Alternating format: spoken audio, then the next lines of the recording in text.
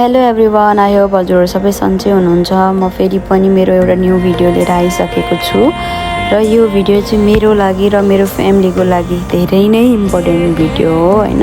यो चाहिँ मेरो ड्याडीको 1 सालको काम पुरा भएको काम जुन गर्छौँ हामीले त्यो बर्खान्त हो त्यो भिडियोहरू हो। अनि मैले चाहिँ मेमोरी हुन्छ नि त, ल त राखौँ न त भनेर मैले चाहिँ राखिरहेको थिएँ। अनि अहिले चाहिँ एडिट गरेर हाल्न लागेको। मैले चाहिँ अहिलेसम्म कहीँ पनि हालेको थिएन कि फेसबुकमा इन्स्टाग्राममा कहीँ पनि हालेको थिएन। अनि अहिले चाहिँ एडिट गरेर हाल्न लागेको। यो बेला चाहिँ सबैलाई गाह्रो भइरहेको थियो, स्टिल अहिले पनि मलाई बोल्दाखेरि कति गाह्रो भइरहेछ। जस्तो समयमा झन् सबैलाई गाह्रो भइरहेको थियो हैन। बिचारा मेरो मम्मी रोइरहनु भएको छ। यस्तै हो लाइफ यस्तै हो सबैको। जे हो जे सिचुएसन हो त्यो सिचुएसनलाई चाहिँ एक्सेप्ट गरेर मुभ अन हुनु नै सबैभन्दा ठुलो कुरो हो हैन। अनि यस्तै हो गाइज, अब के गर्नु। मैले चाहिँ जस्ट एउटा मेमोरी हुन्छ ल नि त भनेर राखेको हो कि मैले यो सबै भिडियोहरू चाहिँ। ठिकै छ, यस्तै हो। मेरो चाहिँ हजुरआमा हुनुहुन्छ जुन मम्मीलाई लगाइदिइरहनु भएको छ नि, मेरो हजुरआमा हो। उता मेरो आन्टी हो। अनि मेरो सानीमा कान्छी सानीमा हुनुहुन्छ, मेरो अर्को सानीमा हुनुहुन्छ। मम्मी चाहिँ बिचरा रोइरहनु भएको थियो। अनि मेरो ठुलो मम्मी हो उता ग्रिन ब्लाउज लगाउने चाहिँ मेरो ठुलो मम्मी हो। यस्तै हो गाइज, के गर्नु। अनि हाम्रो चाहिँ त्यो पूजाहरू सबै सकिएको थियो। पूजाहरू सकिँदा भन्दा पनि यो चाहिँ फर्स्ट डे हो हाम्रो चाहिँ। एकैचोटि के भन्छ त्यसलाई लाखबत्ती पनि बाल्ने भनेको थियौँ तर भएन, त्यो चाहिँ अर्को दिन गर्ने। अहिले आज चाहिँ चोखिने मात्र अनि मम्मीको रातो फुकाउने भनेर अनि यो चाहिँ गरेको हो। अब त्यो दिन चाहिँ गर्न मिलेन। अनि हाम्रो यो चाहिँ कान्छो आन्टी हो, भाइ हो, त्यो टिका लगाइरहने चाहिँ हाम्रो गुरुबा। अनि रमाइलो भयो जे होस् यो मोमेन्ट पनि।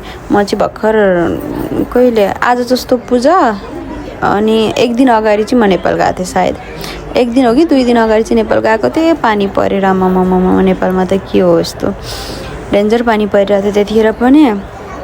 यस्तै हो गाइज। मेरो हजुरबा उभिरहनु भएको छ, हेरिरहनु भएको छ।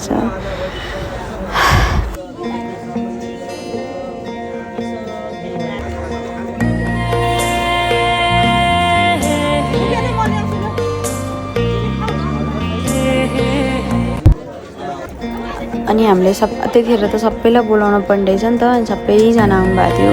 अनि उहाँले जो टिका लगाइदिइरहनु भएको छ सबै हाम्रो मावली खालको, सबै हाम्रो मम्मीको माइतको हुनुहुन्छ। सबै हाम्रो हजुरबा, हजुरआमा, मामा, माइजू सबैजना आउनुभएको थियो क्या। फेरि हाम्रो मावली खलक चाहिँ एकदमै ठुलो हुनुहुन्छ नि त। अनि त्यही भएर त्यतिखेर त म कति पातली थिएँ हेर्नु न, यत्रै थिएँ, हड्डी नै हड्डी भएको। अनि मेरो यो भाइ अहिले बिचरा उता गएको छ। यस्तै हो लाइफ, कहाँबाट कहाँ पुगिन्छ। तर पनि साथीहरू ठिकै छ। यो भिडियो चाहिँ मैले मेरो मेमोरीको लागि राखेको हो। भोलि पर्सि हामी हेर्दाखेरि पनि हैन, मेरो छोराहरूले हेर्दाखेरि पनि ओहो यस्तो भएरै छ हैन हजुरबाको काममा भन्ने हुन्छ। मेरो भाइको बच्चाहरूले हेर्दाखेरि पनि ओ हजुरबाको काममा यस्तो भएरै छ भन्ने हुन्छ। भोलि पर्सिसम्म हेर्न मिल्ने हुन्छ नि त। त्यतिखेर दिमागै थिएन। अनि अहिले त्यस्तो भ्लग बनाएर राख्ने भन्ने पनि दिमागमा थिएन नि त। अनि त्यस्तो भएको भए त अहिले ड्याडीको भिडियोहरू भ्लगहरू कति धेरै गरेर राख्थ्यो होला जस्तो हुन्छ। त्यही भएर लाइफमा चाहिँ जे गर्नुपर्छ टाइम पे गर्नुपर्दो रहेछ। नखाइकन नलाइकन बस्नु हुँदैन। जे आफूलाई राम्रो लाग्छ त्यही गर्दा हुन्छ। अरू चाहिँ यसले के भन्ला उसले के भन्ला यो खान्न त्यो खान्न चाहिँ कहिले भन्नु हुँदो रहेनछ। भोलि के हुन्छ त्यो चाहिँ कसैलाई पनि थाहा नहुने रहेछ साथीहरू। हामीले चाहिँ सबैलाई बोलाएको थियौँ कि सबैलाई नै बोलाएको थियौँ। कति आई थिङ्क 60-70 जना हुनुहुन्थ्यो होला। अनि उहाँ चाहिँ हाम्रो मामा घरको बुबाहरूको फ्यामिलीमा एकलौटी बहिनी के। उहाँ चाहिँ जो मलाई टिका लगाइदिइरहनु भएको छ। अहिले त कति बुढी हुनु भइसक्यो बिचरा। आशीर्वाद, यति बुढी मान्छेको आशीर्वाद लिँदा पनि कति राम्रो हुन्छ होला नि है। मलाई त राम्रै भइरहेको छ अहिलेसम्म। अनि हाम्रो चाहिँ यो सेकेन्ड डे हो जुन लाखबत्ती बाल्ने भनिन्छ नि, त्यो दिनको यो चाहिँ भिडियो। अनि म चाहिँ कस्तो फिटिङ हुन्छ होला भनेर कुर्ता लगाएँ। कत्रो ठुलो देखिने यो लुगा त मेरो। अनि मेरो मम्मी किनकि रातो फुकाइसकेको थियौँ हामीले, त्यही भएर मम्मीले रातो लाउनु भएको हो, केही पनि हुन्न भनेर। यो चाहिँ लाखबत्ती बाल्ने दिन हो। हाम्रो मेरो भाइ उतापट्टि बसिरहेछ।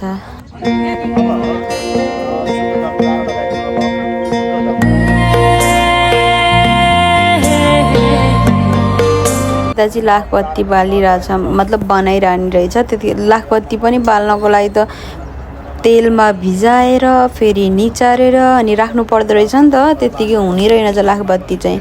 फेरि बत्ती बल्दैन हो कि के हुँदैन भनेर त्यति धेरै मेहनत गर्नुपर्ने रहेछ। त्यो त मलाई पनि थाहा भएन, त्यतिखेरै थाहा भएको मलाई पनि यो सब चाहिँ।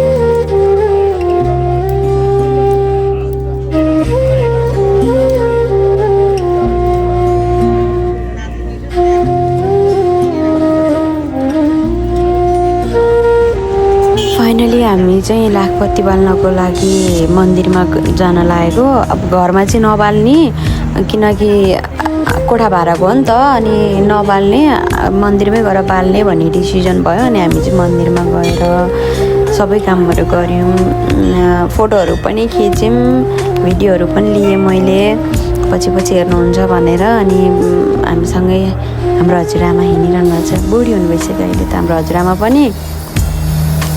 अनि हामी सबैजनाले लाखबत्ती बाल्यौँ। मलाई त लागेको थियो लाखबत्तीमा एउटा बत्तीहरू बाल्ने होला भनेर। लास्टमा त एउटा त्यो दियोमा बालेर अनि पछि सबै त्यही दियोको आगोले को जलाउने रहेछ नि त्यो लाखबत्ती। अनि सबैले टाउकोमा बोक्दै हिँड्दै गर्ने हुँदो रहेछ। त्यतिखेर मैले चाहिँ हजुरआमालाई तानेको होला यो सायद, यता आउनु न भनेर बोक्नुभयो। उहाँ चाहिँ मेरो मम्मी, अनि उहाँ मेरो हजुरबा, मम्मी मेरो,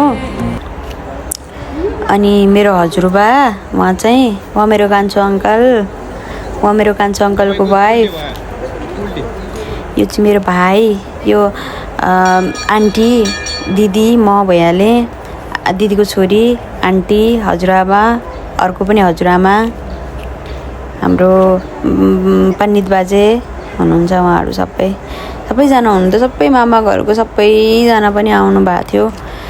खुसी लाग्यो सबै आएर। अनि त्यसपछि मलाई, अनि मैले यो के भन्छ यसलाई, उखुको उसले उ गरिरहेको थिएँ, रमाइलो भयो गाइज।